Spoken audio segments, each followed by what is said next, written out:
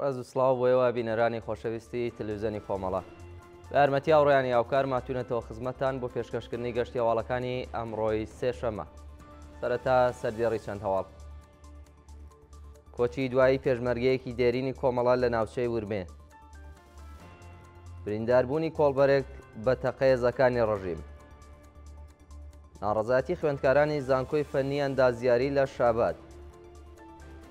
یان لەدەستان و برینداربوونی دوو کەس بەهۆی ڕووداوی هاتوچۆ لە جادەی مەریوانسنا و پەسەندکرانی حکمی ناڕەوای دەستگای قەزای ڕەژیم لەسەر معالمانی کوردستان.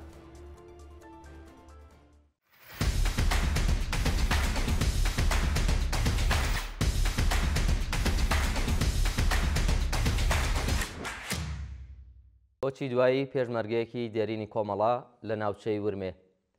ڕۆژی یەکشەمە 11 خەزەڵوەر هاوڕێی دێرین بەنجین عەبدوڵازادە خەڵکی شارەدەی باڵاو بەهۆی لەسەرەوەبوونی تەمەنی جانی بەخت کردووە. هاوڕێ بنگین ساڵی 1362 هەتاوی کاوکات دانیشتووی گوندی ئاودیلان لە ناوچەی کەنار بەڕۆژ بوو، بەشداری ڕێزەکانی کۆمەڵی کردو بوو بە پێشمەرگەیەکی تێکۆشەری کۆمەڵە. هاوڕێ بەنگین لە شەڕی 31 جوێزەردانی 1363 هەتاوی لە گوندی گێچەی سەر بە ناوچەی سۆما و برادۆست لەلایەن هێزەکانی ڕەژیمەوە بەدیل گیرە و ماوەی 6 ساڵ لە ژیانی لە زیندانەکانی ڕەژیمدا تێپەڕ بوو. پاش ئازادبوونی هەرچەندە بژێوی ژیانی زۆر سەخت بوو، بەڵام هەتا دوایین هەناسەکانی کەسایەتێکی زۆر نیشتمان پەروەر مایەوە. برینداربوونی کۆڵبەرێک بە تەقەیەزەکانی ڕەژیم. ڕۆژی شەممە 3 خەزەڵوەری 1404 هەتاوی کۆڵبەرێک لە ناوچە سنووریەکانی مەریوان بە تەقەیەزەکانی ڕەژیم بە سەختی بریندار و ڕەوانەیی نەخۆشخانەکرا. ئەو هاوڵاتیە بە ناسناوی شێرزاد حسێنی خەڵکی گوندی دەرەکێ سەر بە شاری مەریوان لە ناوچەی سنووری دۆڵی ئەسحابی قەڵای خانی کەوتە بەر دەستڕێژی گولەیەزەکانی ڕەژیمی کۆماری ئیسلامی و بە سەختی بریندار. ناوبراو سەرەتا بە مەبەستی دەرمانی سەرەتایی ڕەوانەی نەخۆشخانەی بوعەلی شاری مەریوان بوعەلی شاری مەریوان کرا، بەڵام پاشان ڕێکەوتی حەوتی خەزەڵوەر بەهۆی سەختی برینەکانی ڕەوانەی نەخۆشخانەی کەوسەری شاری سنەکراوە. ناڕەزایەتی خوێندکارانی زانکۆی فەنی ئەندازیاری لە شابات. ڕۆژی ڕابردوو خوێندکارانی زانکۆی فەنی مهەندسی شاری شابات دژ بە خراپی دۆخی خواردنی سلف سرویس ناڕەزایەتیان دەربڕیوە. خوێندکارانی ناڕازی بە بڵاوکردنەوەی ڤیدیۆیەک لە تۆڕە کۆمەڵایەتیەکان ئاماژە بەوە دەکەن کە بەهۆی بایەخنەدانی بەرپرسانی زانکۆ بە بێهداشت و تەندروستی خوێندکاران تا بە ئێستا چەندین خوێندکار ژاراوی بوون و خوازیاری باشکردنی کوالێتی خواردنی سلف سرویسی زانکۆ، دابینکردنی سرویسی هاتوچۆ و ئیمکاناتی پێویست، بایەخدانی بەرپرسانی زانکۆ بە داخوازیەکانیان و هەروەها کۆتایی هاتنی گوشاری حراسەتی زانکۆ لەسەر خوێندکارانی ناڕازی بوو.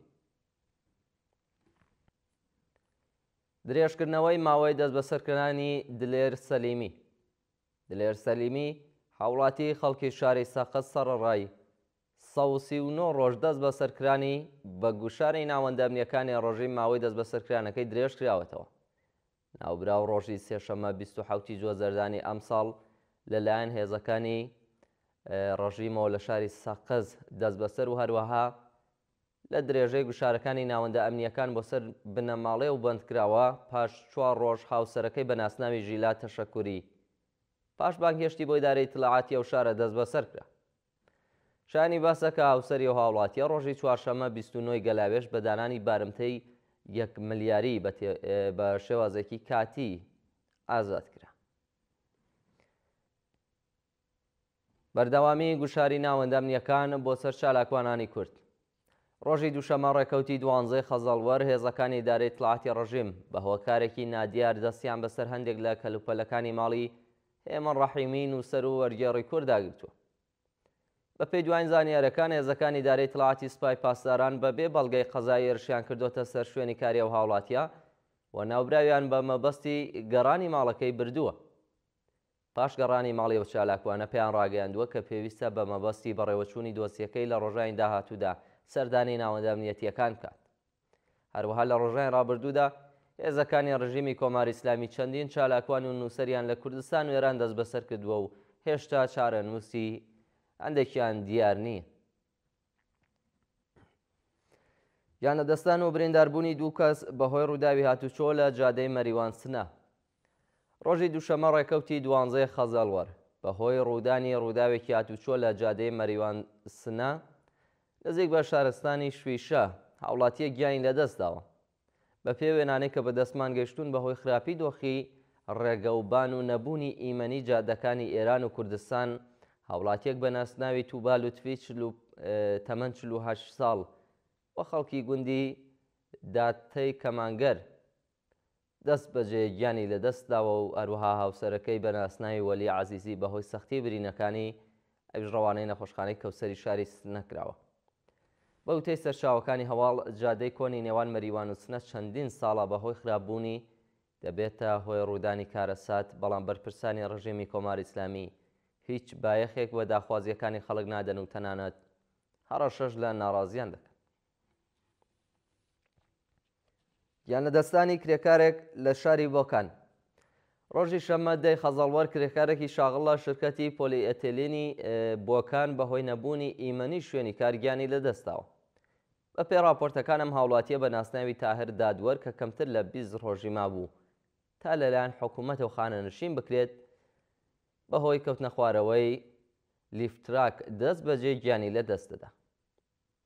شایانی باسە هاوکات لەگەڵ یانەدەستانی و کرێکارە هاوڵاتیەکی دیکەش بە ناسناوی محسێن کاکەڕەشی بەهۆی کەوتنە خوارەوەی لە بەرزاییەوە لە شارۆچکەی پیشەسازی شاری بۆکان ئەویش گیانی لەدەستا. پەسەندکرانی حکمی ناڕەوای دەستگای قەزای ڕژیم لەسەر معلمانی کوردستان. ڕۆژی ڕابردوو دیوانی باڵای تاوانەیداریەکان حکمی ناڕەوای دادگای پێڕاگەیشتن لەسەر تاوانەکانی ئامۆزش و پەروەرشی دژ بە معلمانی کوردستان پەسەند کردووە. بەپێی هەواڵی گەیشتوو بە پێم حکمەی دیوانی باڵای تاوانەیداریەکان حکمی دوورخستنەوەی شەهرام کەریمی، غەیاس نیعمەتی، مەجید کەریمی و نەسرین کەریمی لە کارەکانیان پەسەند کراوە و بە تەنیا حکمی سەلاح حاجی میرزایی بە مەبەستی پێداچوونەوە لەسەر تۆمەتەکانی ڕەوانەی دادگای پێداچوونەوە کراوە. هەروەها شانی باسەکە کۆمەڵێک لە چالاکوانانی مافی مرۆڤ سەرەڕای ئیدانەی ئەم بەڕیارە ئاماژە بەوە دەکەن کە حکمی ئەو هاوڵاتیانە بە شێوەیەکی نایاسایی و هەروەها لەسەر بنەمای پێشێرکردنی مافەکانی مرۆڤ بە سەریاندا سەپێنراوە و خوازیاری هەڵوەشانەوەی ئەو حکمانە بوو. بەردەوامی هەڵمەتی سێشەمەکانی نابۆ ئێدام لە 54 زیندانی ڕژیمدا. ڕۆژی سێشەمە 13 خەزەڵوەری 1404 هەتاوی بەندکراوان لە 54 زیندانی ڕژیمی کۆماری ئیسلامیدا لە 93هەمین هەفتەدا درێژەیان بە مانگرتنەکەیاندا. بەشداربوانی ئەم هەڵمەتە بە بڵاوکردنەوەی بەیاننامەیەک ئاماژە بەوە دەکەن کە پاش کۆتایی هاتنی مانگرتنی بەندکراوانی بەندی دووهەمی زیندانی قزل حەساری کەرەج نەک تەنیا شەپۆلی ئیعدامکردنی بەندکراوان ڕانەوەستاوە بەڵکو لە ماوەی 12 ڕۆژی ڕابردوودا لانی کەم 76 بەندکراو لە زیندانەکانی ڕژیمدا ئیعدام کراون. بەندکراوانی بەشداربوو جەخت لەسەرەوە دەکەنەوە کە تاکاتی هەڵوەشانەوەی حکمی ئیعدامی هەموو بەندکراوان و ئازادی دەستبەجێی هەموو بەندکراوانی سیاسی و عەقیدەتی بەردەوامە بن لە ناڕەزایەتی و هەوڵەدەن ناڕەزایەتیەکان باقی زیندانەکانی دیکەی ڕژیمیش بگرێتەوە. و دوایین هەواڵمان سەبارەتە بە بەردەوامی شەپۆلی دەست بەسەرکرانی نووسەرە چەپەکان لە ئێران. ڕۆژی دووشەمە 12 خەزاڵوەر لە بەردەوامی شەپۆلی چالاکوانان و نووسەرانی چەپ دوو هاوڵاتی دیکە بە ناوەکانی ڕەسوڵ قەنبەری و مەهسا ئەسەدوڵڵاهی دەست بەسەر کراون.